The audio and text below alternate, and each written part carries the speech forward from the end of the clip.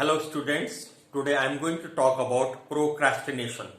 Procrastination is very important word. It is very important to understand this word. ये word बहुत काम का है.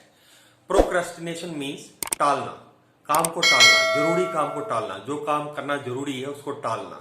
टालने के कारण बहुत सारे हो सकते हैं, जैसे अभी मन नहीं कर रहा है, शाम को कर लूंगा, कल को कर लूंगा, दिन में कर लूंगा, रात को कर लूंगा, किस न किस तरह से उस काम को टालना. अभी मूड सही नहीं है, ये तो बहुत इजी है, ये तो 2 मिनट में हो जाएगा, इसको हम कभी भी कर लेंगे, अभी तो बहुत टाइम पड़ा है, 1 साल है, 1 महीना है, 1 हफ्ता है, 1 दिन है, तो शाम को कभी भी 2 मिनट में ये काम हम कर लेंगे. किसी न किसी तरीके से उस काम को टालना, उस काम को जो काम करना था उसको करने के बजाय उसको टालना, उसको पोस्टपोन करना, ये प्रोक्रेस्टिनेशन है. इसका कारण बहुत सारे कारण हो सकते हैं प्रोक्रेस्टिनेट करने के. वो हो सकता है कि आज मौसम सही नहीं है, आज मूड सही नहीं है, आज मम्मी ने डांट दिया, आज पापा ने डिस्टर्ब कर दिया, आज क्लास में मैं अपसेट हो गया. किसी न किसी तरीके से उस काम को टालना, यह है प्रोक्रेस्टिनेशन. प्रोक्रेस्टिनेशन एक सीरियस हैबिट है जिससे बहुत नुकसान होता है. दुनिया भर में 20% लोग 20% लोग क्रोनिक प्रोक्रेस्टिनेटर्स हैं. क्रोनिक, जिनको प्रोक्रेस्टिनेशन की लत लग गई है, क्रोनिक है वो, उनको आदत पड़ गई है काम को टालने की. जब आदमी काम टालेगा तो क्या होगा? नुकसान. किस तरह का नुकसान? पर्सनल वेलबींग कमजोर हो जाएगा, सोशल वेलबींग कमजोर हो जाएगा, फाइनेंशियल वेलबींग भी वीक हो जाएगा. काम हमेशा छोटा रहेगा, वो कोई भी काम हो, घर का काम हो, बाहर का काम हो, ऑफिस का काम हो, बैंक का काम हो, जरूरी काम हो, वो कोई बिल्स जमा करने हो, इंश्योरेंसेस के प्रीमियम्स देने हो, वो इनकम टैक्स रिटर्न फाइल करना हो, वो बच्चों की फीस जमा करनी हो, कोई भी काम हो वो हमेशा छोटा रहेगा, लेट रहेगा. लेट रहने से फाइन पड़ेगा या एक तरह का बर्डन पड़ेगा, एक डिस्टर्बेंस बना रहेगा, रूटीन से स्मूथली कोई चीज नहीं होगा, उससे पर्सनल लाइफ, सिस्टम, काम तीनों चीज डिस्टर्ब होंगे. ये प्रोक्रेस्टिनेशन की हैबिट स्टूडेंट्स में भी बहुत ज्यादा होती है. स्टूडेंट्स अपनी पढ़ाई को टालते रहते हैं. इसको कहते हैं एकेडमिक प्रोक्रेस्टिनेशन. जो स्टूडेंट्स एकेडमिक प्रोक्रेस्टिनेशन के आदी हो गए, उनका काम हमेशा अधूरा रहता है. Class work incomplete, homework incomplete, notebook not checked, जो याद करना था वो याद नहीं किया है. दे लैग बिहाइंड इन स्टडीज, वो पढ़ाई में पीछे छूट जाते हैं, वो पीछे हो जाते हैं. दे लैग बिहाइंड, उनका लर्निंग आउटकम कमजोर हो जाता है, उनके लर्निंग गैप्स बहुत ज्यादा बढ़ जाते हैं, जिस कारण उनकी overall performance that is below average, below expectation and below potential. Potential बहुत है, बट प्रोक्रेस्टिनेशन के कारण उनका वो पोटेंशियल कमजोर हो गया, वीक हो गया. कर बहुत सकते थे, बट प्रोक्रेस्टिनेशन ने उनको कमजोर कर दिया, उनकी पढ़ाई को कमजोर कर दिया. Now why do people procrastinate? क्यों प्रोक्रेस्टिनेशन करते हैं, क्यों टालते हैं? जो काम करना है, मुझे अपना काम करना है, मैं उसको करने के बजाय क्यों टाल रहा हूं? मैं ऐसा क्यों कह रहा हूं कि कल को कर लूंगा, परसों को कर लूंगा, नरसों को कर लूंगा, 1 हफ्ते बाद कर लूंगा? वो काम करना जरूरी है और मैं क्यों नहीं कर रहा हूं? ऐसा क्यों होता है? इसके कुछ कारण हैं, जिनमें से एक जो मेन रीजन है वह है कॉग्निटिव डिस्टॉर्शन, गलत अनुमान लगाना, रॉन्ग जजमेंट. अनुमान गलत लग गया. किस काम को करने के लिए कितना टाइम चाहिए, इसका सही अनुमान नहीं लग पाता है. एक ये जो डिस्टॉर्शन है, गलत अनुमान, जैसे किसी काम को करने के लिए 1 हफ्ता चाहिए और मुझे ऐसा लग रहा है कि मैं इसको 1 दिन में कर लूंगा, फिर तो काम नहीं होगा, वो तो छूट ही जाएगा काम. या ये सोच लेना कि इस काम को तो बहुत इजी है, इसको मैं चुटकी में कर लूंगा, लेकिन हर काम अपना टाइम लेती है. वो चाय बनाना हो, हर काम का it takes its own time to complete that task properly. ये जो जजमेंटल एरर है, एक कॉग्निटिव डिस्टॉर्शन है, गलत अनुमान लगाना है अपने बारे में, काम के बारे में, टाइम के बारे में, ये भी चीजों को प्रोक्रेस्टिनेट कर देता है, फिर काम पूरा होता नहीं है, छूट जाता है, वो टल जाता है, तो प्रोक्रेस्टिनेट अपने आप हो गया। या कभी कभी ये रहता है कुछ लोगों का, उनको लगता है कि अभी मूड सही नहीं है, अभी वो मैं मेंटली प्रिपेयर्ड नहीं हूं, अभी मन नहीं कर रहा है, तो इसलिए नहीं कर रहा है। उनको ये समझना मुश्किल पड़ जाता है उनके लिए, उनको ये समझ में नहीं आता है जितना इंपॉर्टेंट हमारे लिए प्रतिदिन सांसें लेना है, उतना ही इंपॉर्टेंट अपने मूड को, अपने माइंड को, अपने एटीट्यूड को, अपने इमोशंस को इंटैक्ट रखना है। जब हम अपने को प्रॉपरली अपने इमोशंस को प्रॉपरली हैंडल कर पाएंगे, तभी हम ढंग से काम कर पाएंगे। ये एक जो कॉग्निटिव डिस्टॉर्शन है, ये एक बड़ी वजह है। दूसरा, हैबिट हो जाती है टालने की। आपने कोई चीज 2 बार टाली, 3 बार टाली, 4 बार टाली, 5 बार टाली, तो फिर वो हैबिट पड़ गई काम टालने की, और उससे नुकसान हो रहा होता है, लेकिन हम उस नुकसान को हम ज्यादा ध्यान नहीं देते हैं।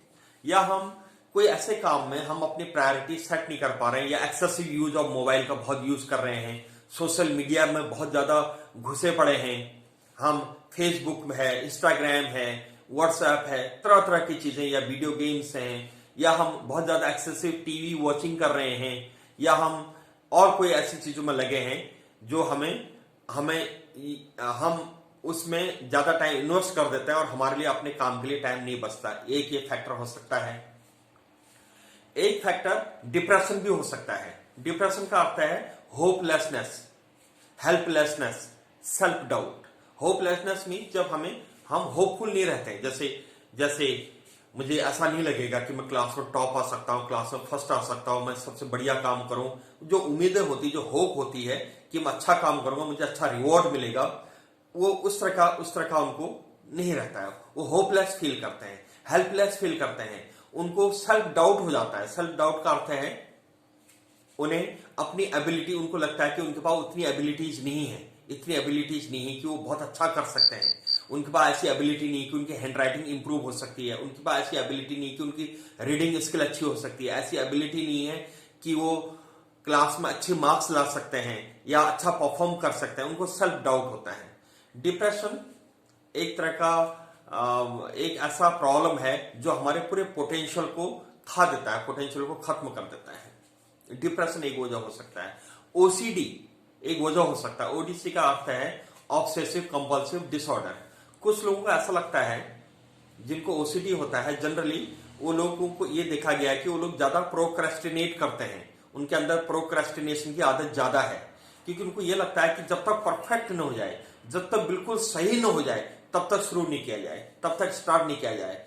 वो अब नॉर्मली परफेक्शन की तरफ को जाते हैं, उनका अनहेल्दी परफेक्शन की तरफ को चले। उनको ऐसा लगता है जब तक परफेक्ट न हो जाए तब तक हम उस काम को स्टार्ट नहीं करें। ये एक वजह हो सकती है। एक अटेंशन डेफिसिट एक वजह हो सकती है, एडीएचडी ये वजह हो सकती है। जिनको साथ अटेंशन डेफिसिट होता है, उनका एक्सटर्नल स्टिमुली बाहर से जो डिस्टर्बेंस आता है, या उनका अंदर के जो थॉट्स हैं, वो भी उनको डिस्टर्ब कर देते हैं। जब वो डिस्टर्ब कर देते हैं तो वो फिर अपने काम को स्टार्ट नहीं दे पाते हैं, और धीरे धीरे वो पोस्टपोन करने लग जाते हैं, उसको प्रोक्रेस्टिनेट करने लग जाते हैं। Then next things can be like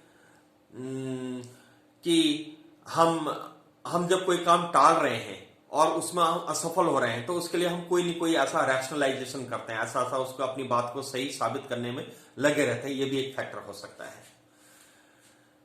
there can be many more factors for procrastination के। बहुत सारे एक्सक्यूजेस हो सकते हैं, बहुत सारे फैक्टर्स हो सकते हैं। तो प्रोक्रेस्टिनेशन का जो मेन पॉइंट है वो है कि हम अपना काम को टालते रहते हैं, किसी न किसी वजह से टालते रहते हैं, जिससे कि हम अपने पूरे पोटेंशियल को अचीव नहीं कर पाते हैं। ये जो प्रोक्रेस्टिनेशन है, ये एक तरह का सेल्फ रेगुलेटेड फेलियर हैबिट है। ये ऐसा लगता है जैसे कि कोई व्यक्ति लाइफ में असफल, फेल होने की प्रतिदिन एवरीडे डेली प्रैक्टिस कर रहा है। वो अपना काम टाइम से करेगा नहीं, अच्छा परफॉर्म करेगा नहीं, रिजल्ट अच्छा आएगा नहीं, तो फिर तो एकेडमिक फेलियर, उतनी उस ढंग से वो सफलता उसको लाइफ में नहीं मिल पाएगी। Now how can we control this, इसको कंट्रोल कैसे करें? इसको कंट्रोल करने के बहुत इजी स्टेप्स हैं। नंबर 1, टू डू लिस्ट, आप क्या करना है उसके। Now the important point is how to handle, how to control procrastination, इसको कैसे कंट्रोल करें? Well, there are simple steps, easy effective steps to control procrastination. पहला स्टेप है एक टू डू लिस्ट तैयार करें हम अपनी, उसके आगे से डेट मेंशन करते हैं, ड्यू डेट। ये लिस्ट है, इस लिस्ट को क्या क्या करना है प्रतिदिन एवरीडे शेड्यूल में उसको लिखा, जॉट डाउन किया, उसके आगे से टाइम भी मेंशन कर दिया, डेट मेंशन कर दिया कि किस दिन तक उसको हमने कंप्लीट करना है उस टास्क को। ये पहला हो गया। In case you find the task is difficult, बड़ा टास्क है, जटिल टास्क है, कॉम्प्लिकेटेड टास्क है, जो भारी भरकम लग रहा है, जिसको देख के एकदम से डर लगता है कि कैसे पूरा होगा, ऐसे काम को आप बेबी स्टेप्स फॉलो करो। उस काम को, बेबी स्टेप्स का अर्थ है उस काम को आप छोटे टुकड़ों में बांटो, उसको स्मॉल स्टेप्स में ब्रेक डाउन करो और उसको इस लेवल पर लाओ कि आप उसको इजीली मैनेज कर सकते हैं, जो मैनेजेबल हो। सो स्टेप बाय स्टेप फिर उसको आप करना शुरू करो। ये सेकेंड मेथड हो सकता है। थर्ड जो इंपॉर्टेंट आइडिया है, जब भी प्रोक्रेस्टिनेशन का आइडिया माइंड में आता है, जैसे आपके माइंड में आ गया कि इसको मैं कल को कर लूंगा, आपने तुरंत उस काम को शुरू करना है। The basic idea is to resist procrastination. जो बेसिक आइडिया है कि आपने प्रोक्रेस्टिनेशन को रेसिस्ट करना है, उसका विरोध करना है। जैसे आपका मन कर रहा है, मन ये कह रहा है कि चलो अभी छोड़ो, अब कल को कर लोगे, तो तुरंत you start, quickly you start that task and start doing it so that you can avoid, you can resist procrastination. Then the next point is you should have a proper schedule. Proper schedule हो और उस schedule को daily basis पे complete करना है। उसको ये नहीं करना है कि उसको कल के लिए टालना है, उसको ये सोचना है कि आज चलो आज नहीं कर रहा, मन नहीं कर रहा। मन की बात नहीं है, ये जरूरत की चीज है। It is important for you so that you can stop the habit of, you can control the habit of procrastination. Then the next step can be taking help from parents. Parents से आप help लो, आप अपना homework complete करो, class work complete करो, या जो भी assignments आपके स्टडीज से रिलेटेड है उसको कंप्लीट करो, और मम्मी को, पापा को आप चेक कराओ, Elder brother, Elder sister, uncle, aunty, उनको चेक कराओ, उनको दिखाओ कि आज मैंने कर लिया। आपने डेली एक मंत्र बनाना है कि I have to complete my task and I need to show it to my parents, someone in family. And the next day जब आप स्कूल जाते हो, you need to show it to the teachers. So you have to take help from, आपने एक commitment करना है कि every day I will complete my task and I will show this task to my teachers and to my parents. ये कुछ ऐसे आप methods बना सकते हैं टू कंट्रोल प्रोक्रेस्टिनेशन। फाइनली जो बात आपने ध्यान रखनी है यह है कि प्रोक्रेस्टिनेशन की हैबिट को हर हालत में कंट्रोल करना है। प्रोक्रेस्टिनेशन को अपने ऊपर हावी नहीं होने देना है। Procrastination is serious problem. It eats your abilities, ये आपकी एबिलिटीज को खा देता है। It finishes your abilities. Procrastination is self-regulated failure habit. यह आपको सफल नहीं होने देना चाहता है, यह आपको फेलियर के ट्रैप में डाल देता है। Procrastination is vicious cycle. ये एक दुष्चक्र है। It is like a worst enemy, and this worst enemy must be controlled, must be finished. So procrastination को हर हालत में अवॉइड करना है। अपना डेली काम, अपने काम को डेली करना है, नेक्स्ट डे के लिए पोस्टपोन नहीं करना है, प्रोक्रेस्टिनेट नहीं करना है, कोई भी चीज बैकलॉग में नहीं जानी है, कोई भी चीज पेंडिंग में नहीं रहना है। This kind of commitment you need to make for yourself, for every day, just to overcome this, to resist this problem of procrastination. With this, wish you happy learning and all the best. Thank you.